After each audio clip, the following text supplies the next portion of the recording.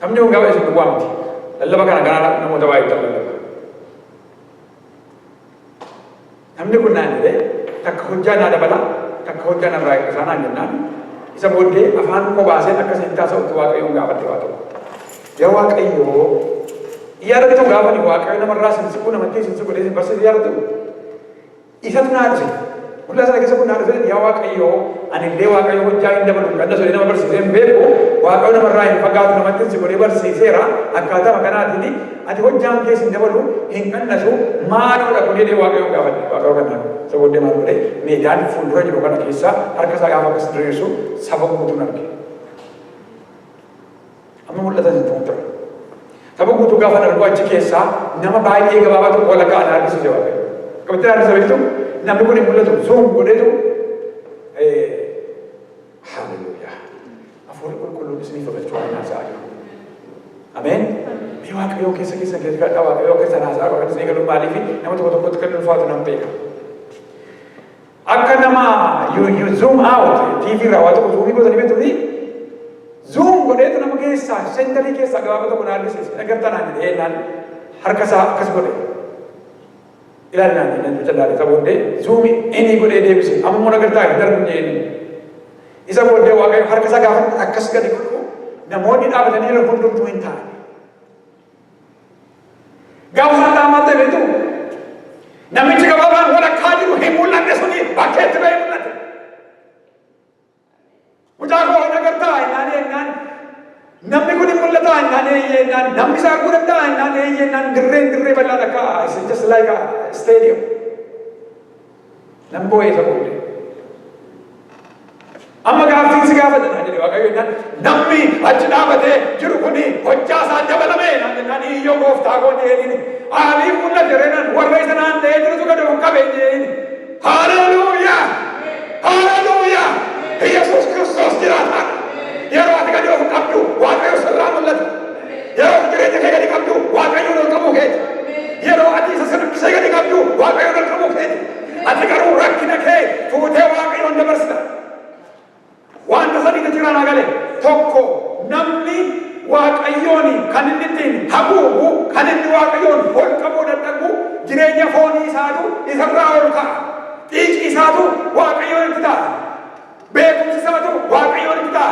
Horii isaatu Waaqayyoon itti ta'a. Qabeenya isaatu Waaqayyoon itti ta'a. Siyaasatu Waaqayyoon itti ta'a. Waaqayyoon waaqessuurra Waaqayyoon sodaachuurra firoottan sodaachuu maqaa isaa eeggachuu namni maallaan jedhatu Waaqatti ta'a. Let me tell you this. Yeroo Waaqayyo of kennee namni maallaan jedhaa jireenya ofii isaa nan sallate haleluuyaa. Namni maallaan jedhaa dhawwaa miti.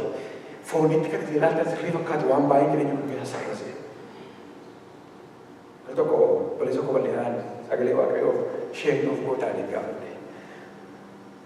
Nan godha garuu amma sagalee Waaqayyoo gaafa harkaan qabattu biyya lafaa sarrasuu kee akka ta'e beektamtii naan jedhe. Dubbiin sii galteetii galanni Waaqayyoo kee ta'u. Isa kana keessaa namoonni baay'een bilisa ta'aniiru waan isa jiru. Kan nama dhibusa miti. Akka xiiqiin Waaqayyoo ukkaamsu baree namni xiiqii dhiiseedha. Akkana qabeenyaan Waaqayyoon ukkaamsu baree namni qabeenyaarra jagaachuu dhiiseera. Akka birriin Waaqayyoon haguugu baree namni birriirra jagaachuu dhiiseera. The second point jechuun dhaggeeffadhaa. Namoonni gaaratti ta'e wanti baay'ee maal hojjetu rakkoo. Yeroo hundumaa namni rakkoo isaa odeessa. Maal barbaacha beektu? Kan hundumaa experience. Akkuma itti gaddituuf barbaachisu akkas ta'e asiin na waraane asiin na ba'e akkas ta'e kana ta'e jedha. Maal gochuu harta beektaa gaafa dhaggatu? Akka itti Waaqayyo akka bisa rabbina argisiisu waan inni gochaa jirtu rakkoo kee fuutee ol qabaa jirta. Isa rakkoo kee si fuulduraa darbatu guddina Waaqayyoo irraanfatteetu rakkoo kee guddistee maagnifaayii gochaa jirta Waaqayyo sagal dhiisiin jedha. Waaqayyoon kadhattee Waaqayyo na dhagayeera jettee Waaqayyoon fuuldura kaawwattee raajiin sitti dubbatamee ergaan si darbee jajjabinaan mootamtee haleluuyaa jettee faarfatteetu eeddee gaafa dhabduu obsa fixatte. Obsa dhabuu kee fuutee maal goote? Gaara goote Waaqayyoon obsa dhabuu kee fuutee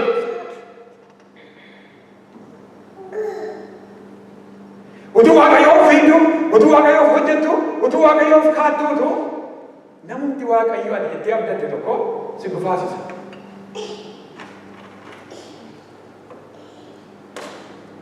Ana mookeetti bu'ee galama. Saboonni maal godhu? Waa'ee namichaatu fuusitti mul'ata. Amma waaqayyo na bu'uudha. Just Laazarus torban irraa obboleessi tokko dhaqee dhiifama gaafate waldaa keessatti obboleessi keenya Biraanuu dhaqee dhiifama gaafate itti balleessee utuu hin taane utuma ayyaana harmootiitiif waa qopheessanii namni tokko isa gaddisiiseera hojiima keessatti. Ani immoo akka abbaatti iddoo nama kanaa bakka bu'ee dhaqee isa dhiifama gaafate. Jechinni deebiin naa deebisee amma har'aa garaa keessaa garaa na nyaata. Maalan kanatti qabamu waliinaan Kiristinnaan keenya maalirratti waan akkasitti walitti qabnataan haaleluyyaa nama akkasitti jiraachuu baay'ee waaqayyoon galateeffatu. Hammam akka waa'een waaqayyo nama kanaaf galee gaafa darbu I was humble mataan barumsa irraa fudhadhe. Yaa sirriidha akkamitti akka naan jedhanii gaddansee maal kun badaa miti jedheenyaan maal kanatti immoo walitti qabamnaa Kiristinnaan keenya maalirratti haaleluyyaa waaqayyo nama akkasii nufa baay'isu waaqayyo yaada garaa akkasii nufa kennu. Kanaaf egaa Daawitiif hin galee Daawit maal jedhaa ani waaqayyoon ol hin qaba ani waaqayyoon jaabarin kaf haala qaba.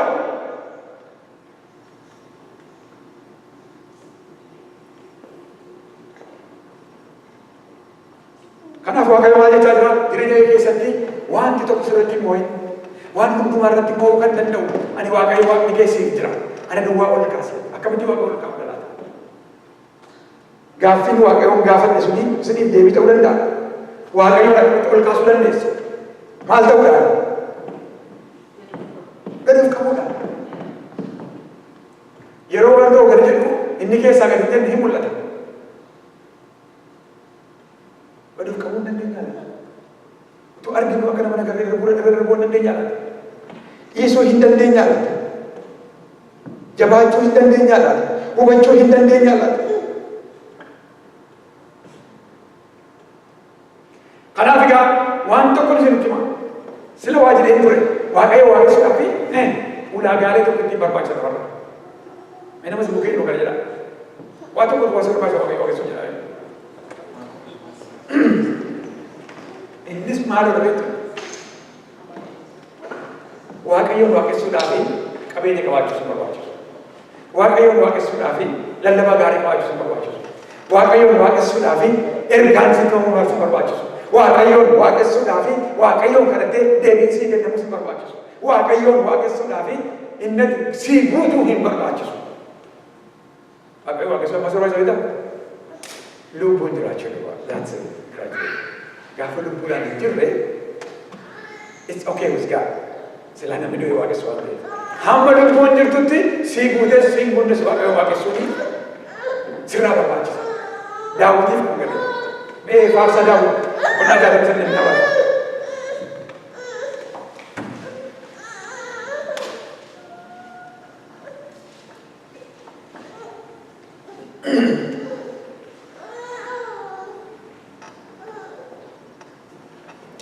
Bahasa Dawi ko pernah jata bisa dilakop sa afroran lulubis na akas jala anu besar tiyo.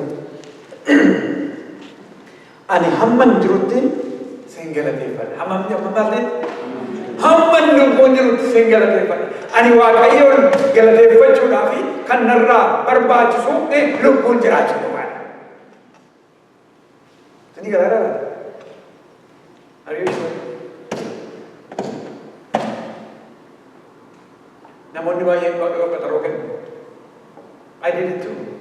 Gaafa mucummaa abbootii godheera kan hafuuratti gaafa mucaa ture waaqayyoo hamma guyyaa manaatiin si eegaa isa booddee tarkaanfataa godhin fodha jedhee waaqayyo kadhallaan jiru. Isa booddee garumaatti naa gadi beektu ani waaqesses dhiises waaqayyo ameen. Ati waaqayyoon jechis dhiistes ati waaqayyoon galateeffachuu dhiistes ati waaqayyoon jechite dhiistes waaqayyoon hin chaartu hin shuumtu achi hin jijjiirtu inni waaqayyoodhuma. Kanaaf hin goyyoominaa.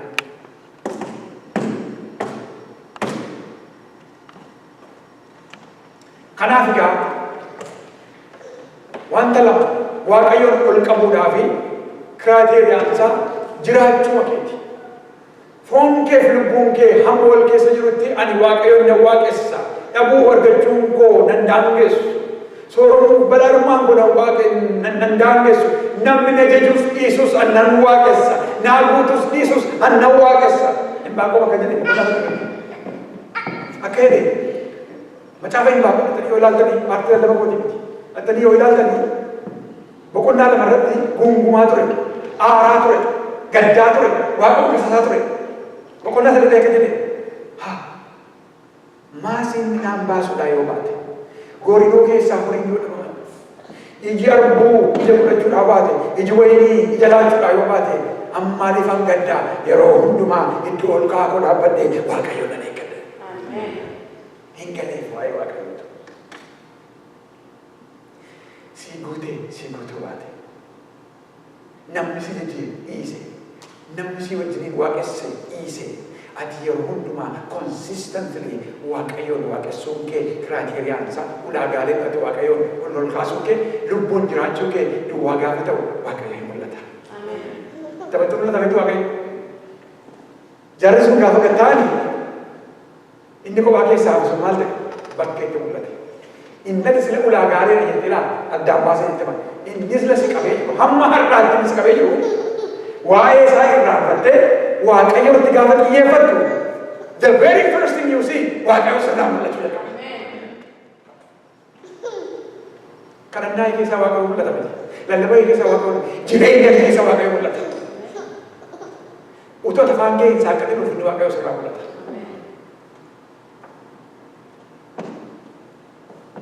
Jireenyi kee tarkaanfiin kee guyyaadhaa guyyaa ulfina Waaqayyo argisiisa. Maaliif wanta hundumaatu maal ta'e gadi jedhe. Akkamitti gadi jedhaa akkamitti Waaqa qabu dandeenya laata? Not that simple. Hojiin fooniif hojiin hafuuraa waliin mormadhamne isa kamtu waa'ee. Kan abbaan lubbuun immoo waa'ee. Hojiin fooniif hojiin hafuuraa waliin mormadhamne galaati yaadatti. Namoonni baay'een maal jedhu kan hafuuraa immoo waa'ee no ofin goyyomsina kan hafuuraa miti qabu. Warra kaan immoo kan foonii immoo kan foonii miti qabu. Waan mati filattee irra gorteetu immoo. Yoo ti kan hafuuraa filatte hafuuraa sirratti immoo. Yoo ti kan foonii filatte kan foonii keetu immoo. Kanaaf Waaqayyo hubannaa siif kenna. Waaqayyo hubannaa nuuf kenna. Waaqayyo hubannaa naaf kenna. Kanaaf egaa akkaataa ati itti gajjachuu dandeessu innis waa tokkotu jira. Jireenya kee aarsaa gootee Waaqayyo dhiyeessuudha. Godhanni keenya akka jette ani gaafa ni murteesse an du'eera jedhe. Ameen. An du'eera gaafa jettu Waaqayyo immoo jiraatee rakkata. Ameen. Gara warra Roomaa boqonnaa kudha lama lakkoofsa tokko lama wajjin yoo ilaalle Hawriyaan Phaawulos warra Roomaatti gaafa barreesse boqonnaa kudha lama lakkoofsa tokko lama irraa akkas jedha. Nan dubbisaan kaa Yesuus ammas yaa obboloota koo araara Waaqayyoof jedhaati namummaa keessan qulqullaadhaaf Waaqayyo duratti fudhatamaa akka ta'utti aarsaa jiraatu gootanii akka isaaf dhiistan isinan gorsa. Aarsaa maal ta'u? Aarsaa jiraata. Inni kun yeroo baay'ee maal fayyadu? Attamitti namni namummaa isaa aarsaa godhee dhiyeessa. Hojiin fooniif hojiin hafuuraa waliin qoodama. Hamma ati foon kee dhaggeeffattutti hir'uun foon keetii yeroo hundumaa sitti asaasa. Xalaa sitti barreessa. Kanaaf gaa eeguun foon keetii hamma si hin guunnetti waan biraa ilaaluu dandeessu. Namummaa kee ajjeeftee garuu aarsaa qullaa gootee Waaqayyo gaafa dhiyeessitu eeguun foonii sitti dhaga'ama. Boroomni burqaa bishaaniif akka yaaddeedha wadee lubbuun kee yeroo hundumaa yoo dheebotti ayyaana Waaqayyoo dheebotti. Ati Waaqayyo waa laata. Yeroo sana inni kan foon keetii hin badhamti. Inni immoo si guddaa waan ta'eef. Waaqayyo nu gargaara. Kanaaf maal jechuun barbaade? Number one gad of deebisuun jireenya kiristaanaa keessaa isa guddaa. Gad of qabu. Gaafa gad of qabde Waaqayyo hin mul'ata duwwaa. Gad of qabuun nama akka yaada Waaqayyo hin jiru beeku. Ene beektan nama tokko ittiin beekaas kiristaanaa Waaqayyo qabna. Moo gaaffii gosa hin galu. Gadi of qabuun kee yaada waaqayyoo jijjiira kan ta'e beektu. Ati gadi of qabuu keetiin badiisni gaarummaatti jijjiirama. Ati gadi of qabuu keetiin abaarsi eebbatti jijjiirama. Ati gadi of qabuu keetiin waaqayyo eekamsaan isa ka'e jaalalaan isa bada. Yaada turan bara kan keessatti mootichi Akaabiin yaaddatanitu mootichi Akaab dhiiga nama qullaa dhangalaasee ture. Nama ajjeesisee sobaan dhugaatti baasee maasii isaa qabeenya isaa fudhate. Waaqa maaliif ta'e? Raajiitti dhaqee akka ta'e dhiiga nama qullaa dhangalaaste. Dhiigi kun munatti jechaa jira. Akka dhiiga nama qullaa dhangalaaste dhiiga dhangalaasne sareen dhiiga lafaan irraa fudhate. Waaqa dubbateen soba. Waaqayyo dubbateen soba. Sagaleen waaqayyoo waa'ee Akaab gaafa dhugaa ba'u maal jedhaa? Namni akka Akaab waaqayyoon gaddisiise hamma bara kanaatti hin argamne jechuudha.